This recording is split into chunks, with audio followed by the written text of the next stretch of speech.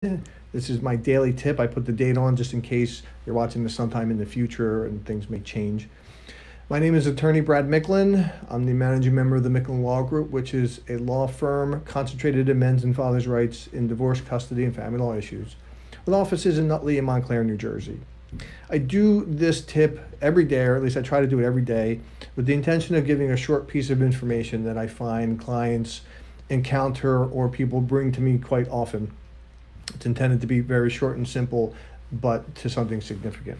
And today's tip is to explain why men are getting equal physical custody today. And that means when I say equal physical custody, I'm talking more about parenting time, because they generally will share legal custody. And I don't want to get into the different types of custody because there's many of them. But what I'm talking about today is the parenting schedule, like the overnights and things like that. And I think there's three reasons that are leading men to have and receive equal custody, equal physical custody more than they ever have in the past. First is that they're asking for it more than they ever have historically.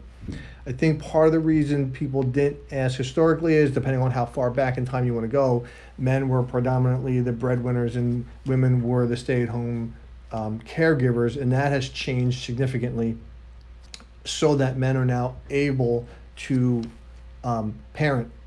They have more time available, and they're also aware that other people are starting to get it. They see it in the media, they see it on social media. So it's causing a lot more people to ask for it, at least in my experience, than I've ever seen in the past. Two, the law has always said that that's really what's supposed to be the case, but it doesn't spell it out that way, at least in New Jersey. The law in New Jersey says that both parents should have as much time as possible. Now, that's currently being construed to be equal time.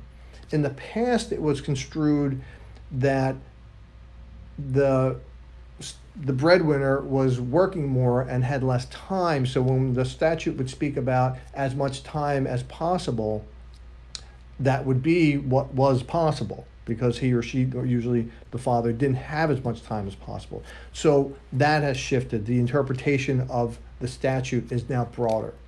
And lastly, there's a psychological belief that always runs through, at least in New Jersey courts, that has shifted. In the past, it was what was called the tender years doctrine, which said, in a nutshell, that children of a young age or of a tender year were best served by being in the care of their mother. That has now changed, and the psychological belief that is being promoted through the courts and to the judges is that a child is benefited by having as much contact with both parents as possible.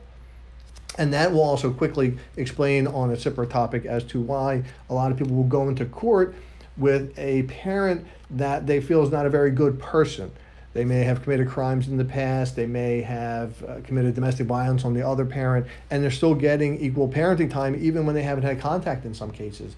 And the other parent is usually astonished by that fact. And it goes to this reason that even though the person may not be the best person, they may have done bad things in the past, the child is believed to be best served by having both parents involved as much as possible. So the court is going to involve this person even if he or if he has done bad things in the past.